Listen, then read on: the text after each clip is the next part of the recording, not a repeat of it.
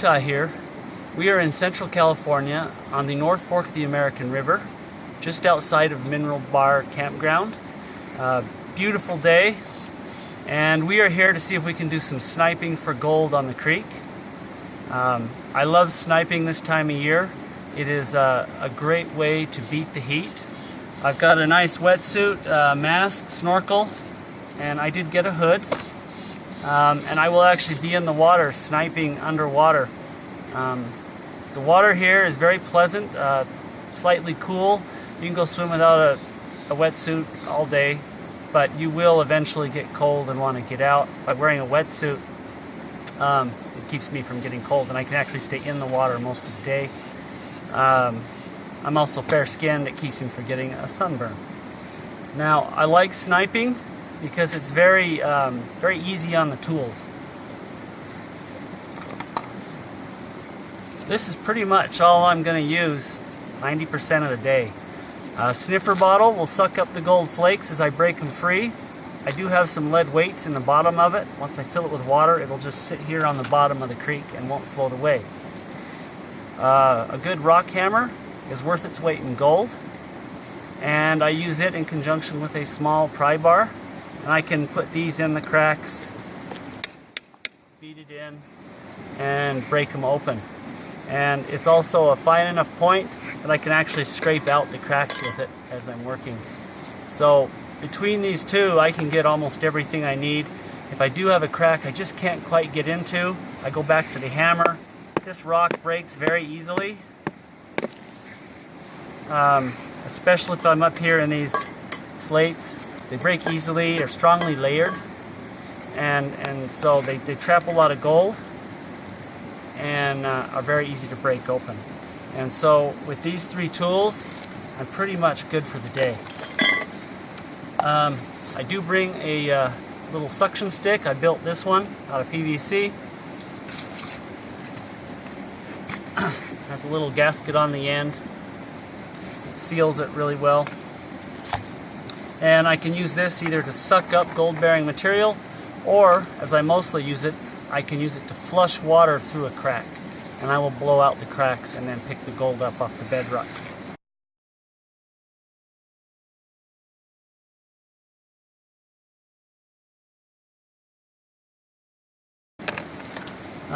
Also of use, I have a little turkey baster bulb sucker here. It's a 1/4 inch opening. Adjustable, so I can get down into the cracks if I need to. Mostly I use it for blowing the fine sand away. The gold will tend to stay. I have a little hook, helps clean the cracks.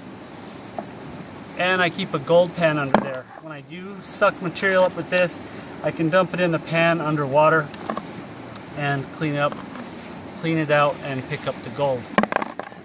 Honestly, the best thing I found this hook for, it's a great anchor. It keeps these two from blowing away down the current, and I've got them all tied together.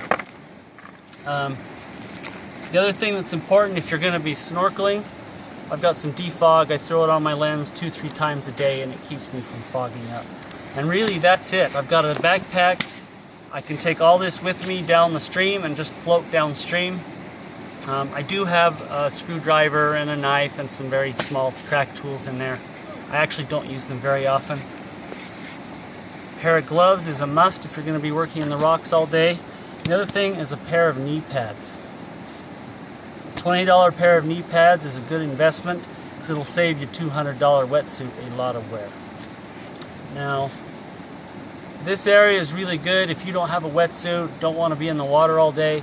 There are just tons and tons of cracks and crevices you can clean, and there's miles and miles of bedrock here, and all of it's gold bearing. I'm going to get under here. I've spent 2 days right here in this area, cleaned a couple of cracks, found a couple of really nice flakes, and I'm hoping I can find a few more today. I don't have a water camera, so we're not going to be able to show much of what's going on under the water, unfortunately, because that is some really cool video, but we'll do what we can. One thing I do look for, though, when I'm working if I can find a nice little bowl or catch area below the crack, I will completely clean that out. And that way, as I'm opening the crack, any of the flakes or things that come down can catch right in that little bowl. And it saves the material from washing away. I know they say gold is really heavy and it doesn't go very far, but you'd be surprised how well a little thin flat flake can move underwater. And as I'm just fanning the material out of the way like this, you'll see all the sand blowing away. Well, that little flake will bounce and roll as well. And if you're in there beating with a hammer or doing some hard work, you will push those flakes a long distance. So I tried to keep an area kind of like this, clean and clear as a catch basin, so that I can pick that material up later. So I'm going to get ready and jump in, and we'll see what we can get. Hopefully we'll have a good day.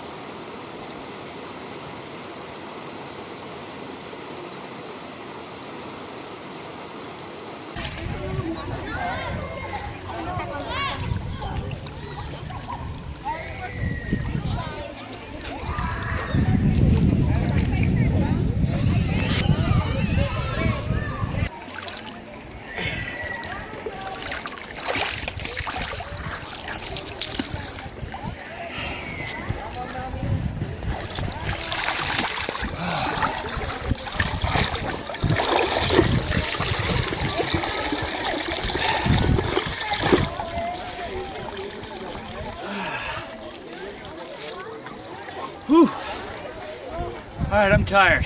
I've been up and down the river for about 7-ish hours right now. We got a little bit of gold. Let's clean up and see what we got. So you can see all this lead. I've got lead shot, lead sinkers, lead bullets. I'm just gonna throw all that back in. That's just there to keep this bottle. That's just there to keep this bottle on the bottom.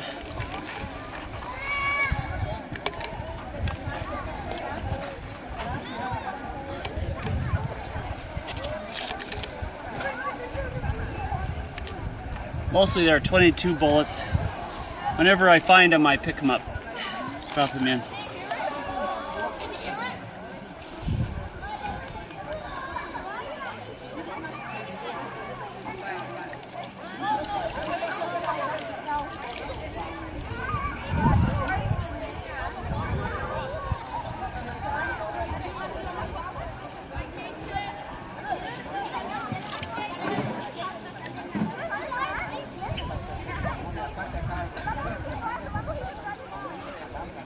All right,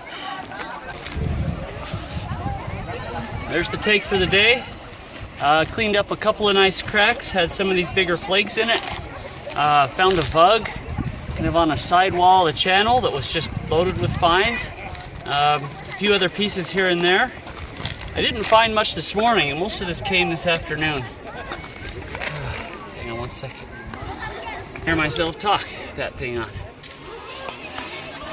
So anyway, I found a couple good cracks this afternoon. One vug kind of on the sidewall of the channel that looks like it had never been opened. It was just loaded with fine gold. And that's what we got for the day. It's about the same as we've done the other 2 days, except the other 2 days we didn't have as many large flakes. I had 1 or 2 that were bigger, and the rest were a lot smaller.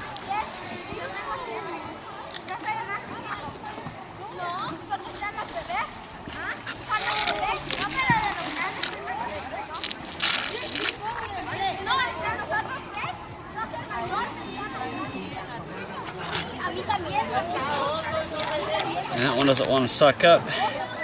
Did earlier today, but missed.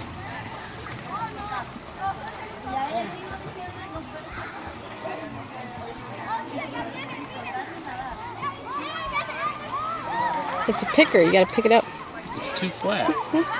There you go, somewhere.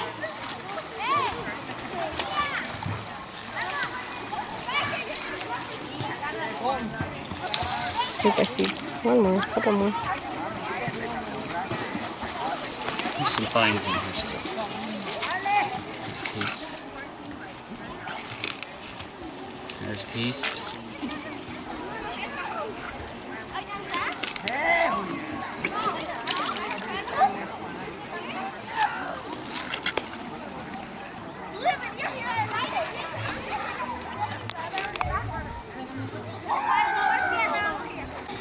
That's about it. We got about a gram again. That's 3 days in a row. This river definitely is not worked out. This is a great place. As you can see, there's tons of people around. There's 200-300 people within about a half a mile stretch here. Campground's right here next to the river. This is an awesome place to come. You will, if you come here, have other people stopping by asking what you're doing. Most of them just curious. There's also a lot of other miners come by. There's some people sluicing up the river a little bit. I was the only one out in the water. But there is really good gold here still. They haven't mined it all. A couple of quick rules. If you haven't found gold in the last 20 minutes, move on. If you haven't found at least a few pieces, it's probably not there. The places I've found gold, I kept finding piece after piece after piece. So it's either there or it isn't. If you haven't found it, move on. Related to that, if you have found gold there, look around.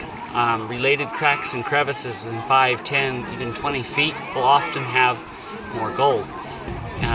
Partly because the conditions that deposited that gold are favorable in a wide area, and partly because whoever mined it before, the miner, the dredger, they missed this crack, they probably missed that one, or that one that are just like it.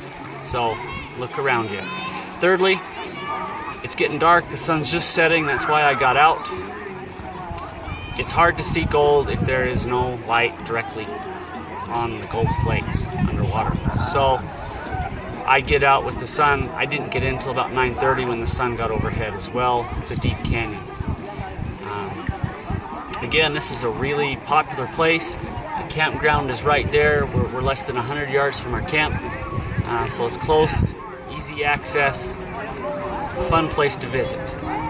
So from the North Fork of the American River, I'll see you down the trail.